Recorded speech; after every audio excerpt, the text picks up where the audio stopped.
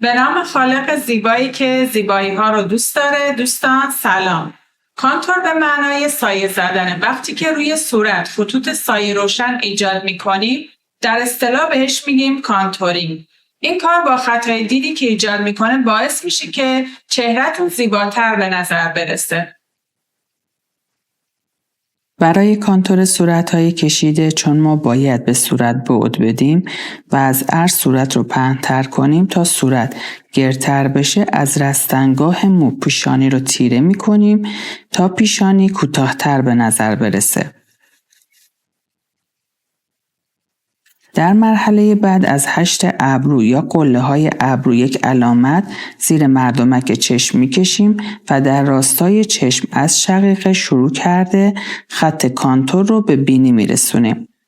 این خط رو حتما باید قوسدار بکشیم تا بتونیم گونه رو برجسته تر کنیم.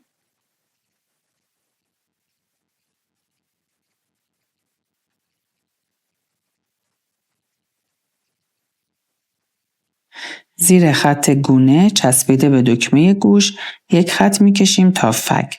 خط فک رو مستقیم به چانه وصل میکنیم. چون میخوایم کشیدگی صورت رو کمتر کنیم چانه رو هم تیره میکنیم. دقت داشته باشید که رنگ کانتور برای صورت‌های کشیده نباید خیلی تیره باشه. میتونید تا 2 درجه تیره تر از رنگ کرم پودر رنگ کانتور رو انتخاب کنید. من از کانتور فورور 52 استفاده میکنم.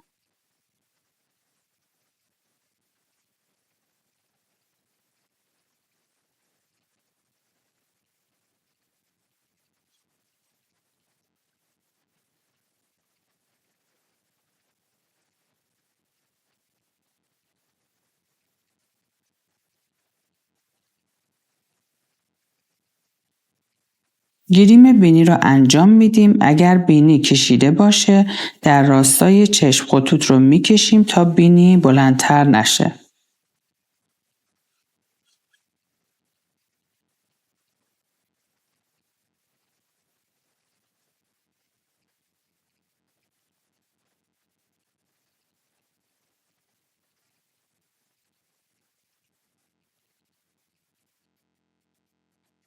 اگر پشت لب برجسته‌ای داشته باشه بالای لب رو کانتور میکنیم.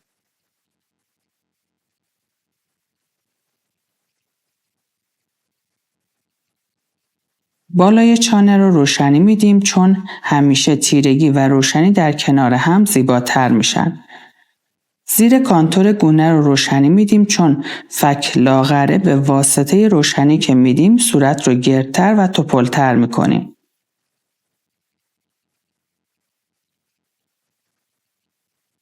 کناره های بینی و زیر چشم و همچنین روی استخوان گونه رو کانسیلر میزنیم یا هایلایت میکنیم. در کل برای صورت های کشیده روشنی ها یا هایلایت ها رو بیشتر از کانتورها انجام میدیم.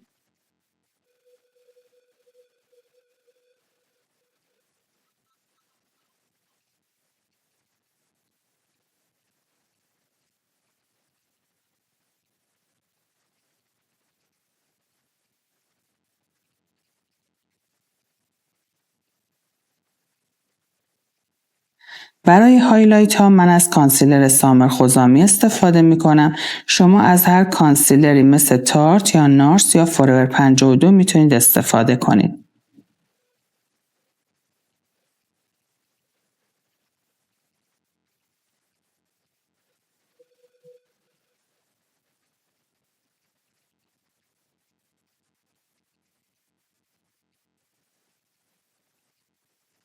شقیقه ها رو هایلایت می کنیم.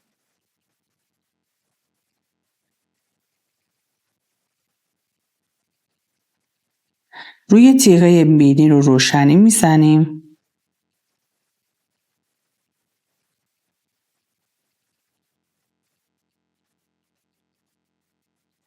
زیر هشت ابرو یا همون قله های ابرو رو هایلایت می کنیم.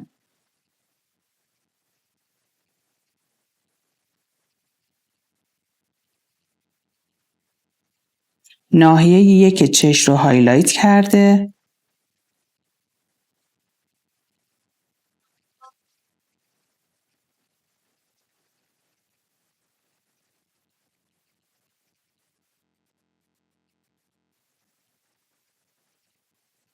رژگونه مایع رو میزنیم تا صورت بشاشتر و رفرشتر بشه.